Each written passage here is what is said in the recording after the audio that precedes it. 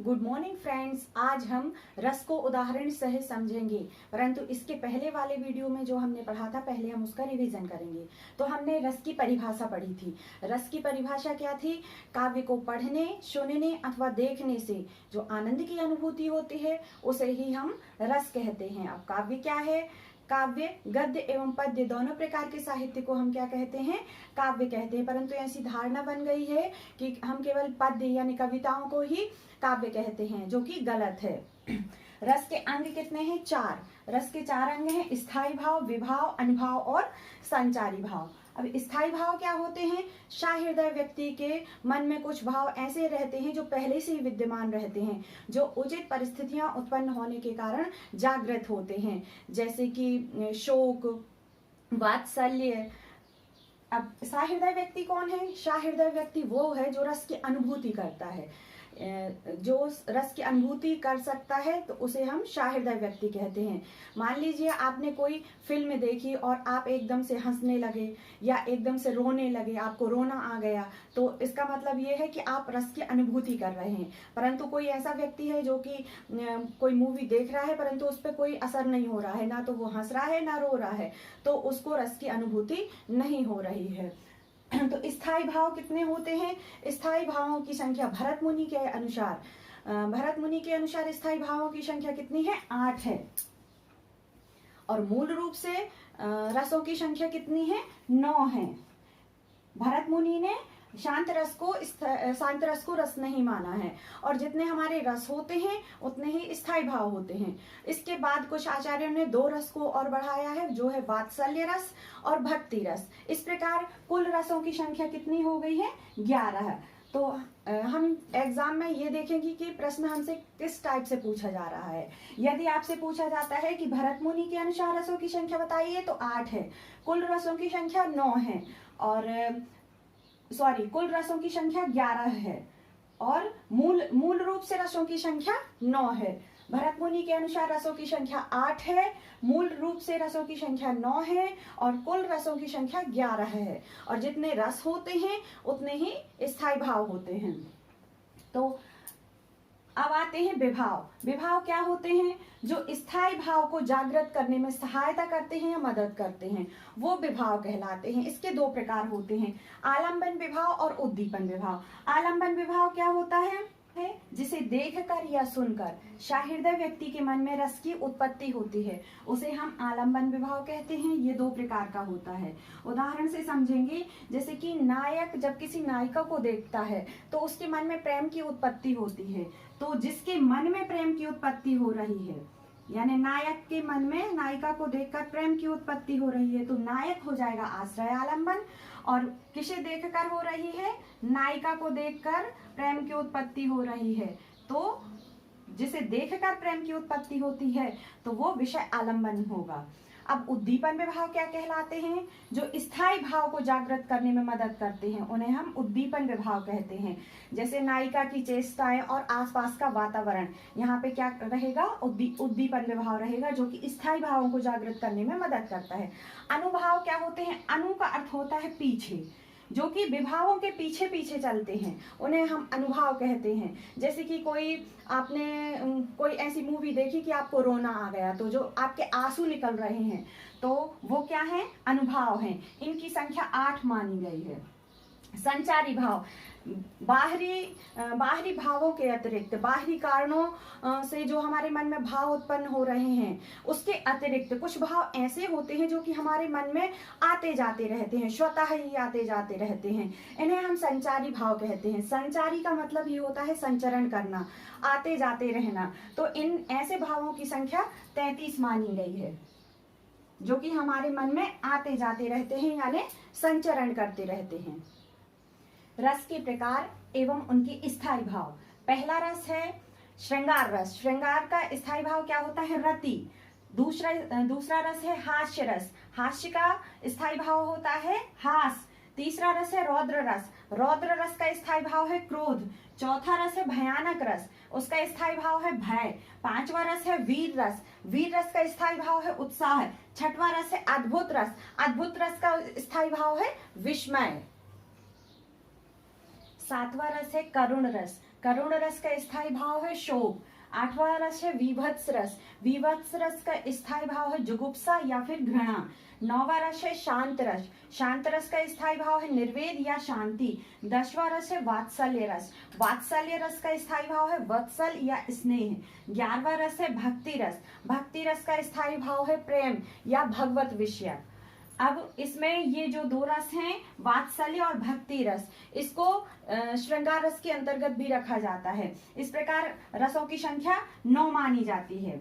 और शांत रस को भरत मुनि ने रस नहीं माना है, तो भरत मुनि के अनुसार रसों की संख्या है 8 और शांत रस को शामिल किया गया है, तो इस प्रकार रसों की संख्या है 9। और वात्सल्य और भक्ति रस किसमें आ जाते हैं? श्रृंगार रस के अंतर्गत आते हैं, परंतु कुछ आचार्यों ने इनको अलग माना है, इसलिए कुल रसों की संख्या मानी जाती है 11। मूल रूप से रसों की संख्या मानी जाती है 9 और आचार्य भरत मुनि के अनुसार रसों की संख्या मानी जाती है 8। पहला रस है श्रृंगार रस। श्रृंगार रस का स्थायी भाव है रति। श्रृंगार रस क्या होता है? जहां नायक नायिका के मिलन या विरह का वर्णन हो वहां श्रृंगार रस होता है। इसके 2 प्रकार होते हैं, संयोग श्रृंगार रस और वियोग श्रृंगार रस।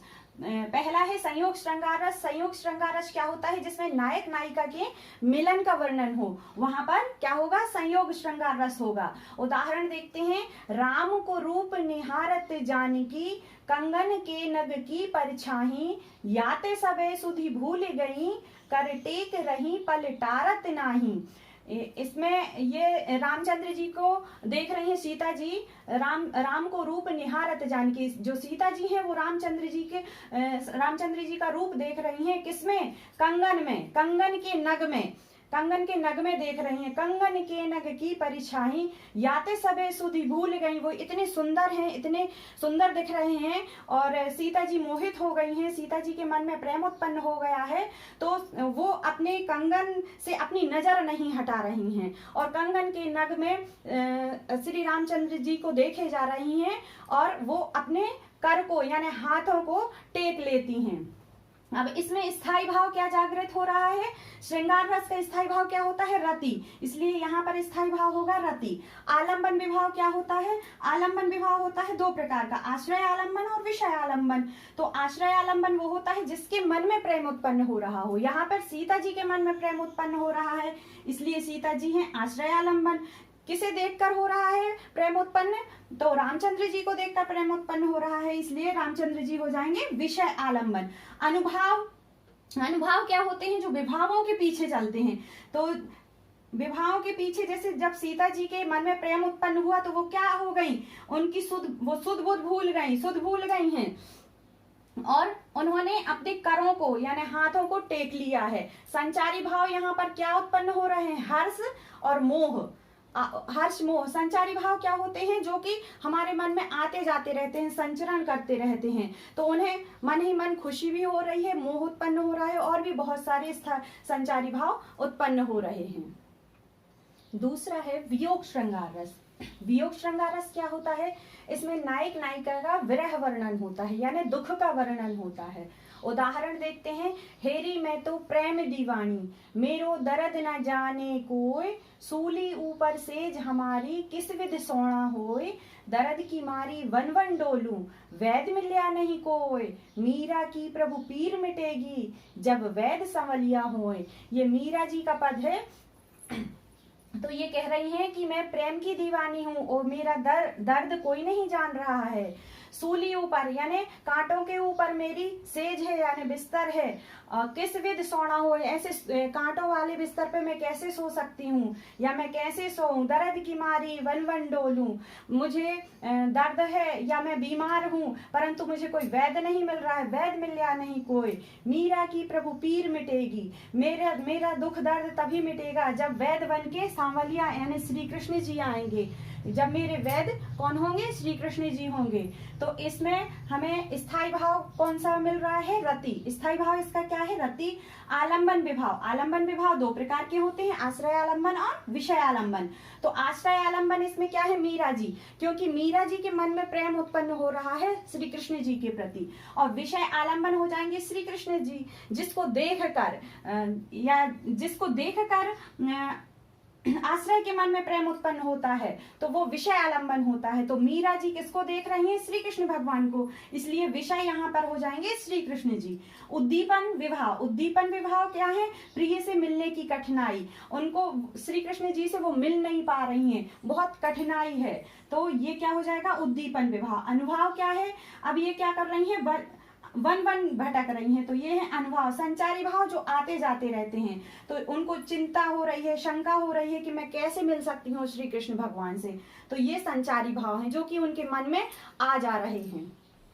दूसरा रस है हास्य रस। हास्य रस किसे कहते हैं? जिस रस के द्वारा हास्य की निष्पत्ति हो, यानी हंसी आए, उसे हम हास्य रस कहते हैं। उदाहरण देखते हैं, इस दौड़ धूप में क्या रखा, आराम करो आराम करो, आराम जिंदगी की कुंजी, इससे न तपे दिख होता है, आराम सुधा की एक बूंद तन का दुबलापन खोती है, आराम शब्द में राम छिपा जो भव बंधन को खोता है। यहाँ पे आलसी व्यक्ति कह रहा है कि इस दौड़ धूप में क्या रखा है कि सुबह से उठते से रात के सोने तक आप दौड़ धूप करते रहते हो, काम ही करते रहते हो, आराम करो आराम करो, आराम करो बस, आराम जिंदगी की कुंजी है, इससे तो बुखार भी नहीं आता है, आराम सुधा की एक बूंद, ये तो अमृत की एक बूंद के समान है आराम, जो कि यदि आप दुबले हैं तो आप दुबलापन नहीं आएगा आप में, आप मोटे हो जाएंगे।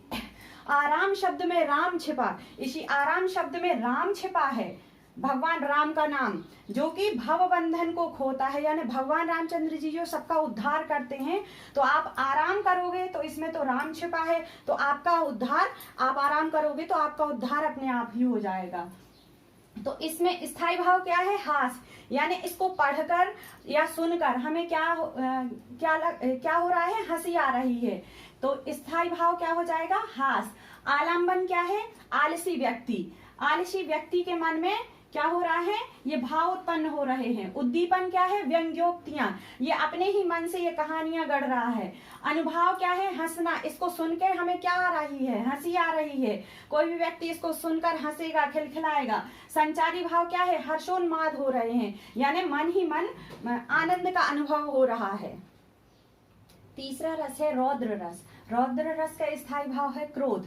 तो सहृदय के हृदय में स्थित क्रोध नामक स्थायी भाव का जब विभाव, अनुभाव और संचारी भाव से संयोग होता है, वहां रौद्र रस की निष्पत्ति होती है। उदाहरण देखते हैं, श्री कृष्ण के सुन वचन अर्जुन क्रोध से जलने लगे, शब शोक अपना भूल कर तल युगल मलने लगे, संसार देखे अब हमारे शत्रु रण में मृत पड़े, करते हुए यह घोषणा वे हो गए उठकर खड़े। इसमें श्री कृष्ण भगवान और अर्जुन के बीच जो संवाद हुआ था युद्ध होने के पहले, महाभारत का युद्ध होने के पहले, क्योंकि श्री कृष्ण भगवान बहुत समझा रहे थे अर्जुन को कि युद्ध करो, परंतु जो अर्जुन है वो मानने को तैयार ही नहीं हो रहे थे, वो युद्ध करने को तैयार नहीं हो रहे थे।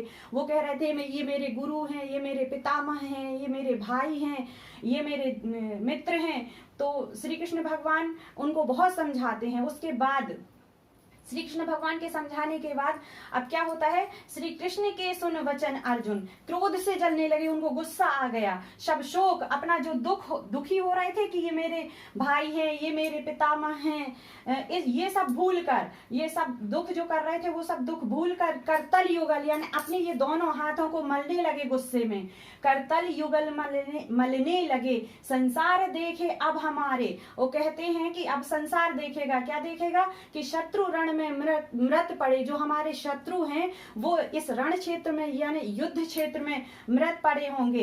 करते हुए यह घोषणा वे हो गए उठकर खड़े।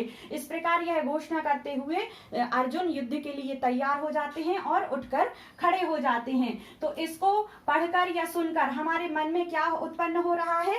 क्रोध उत्पन्न हो रहा है। आलंबन विभाव क्या है? आलंबन विभाव दो प्रकार का होता है, एक आश्रय आलंबन और एक विषय आलंबन।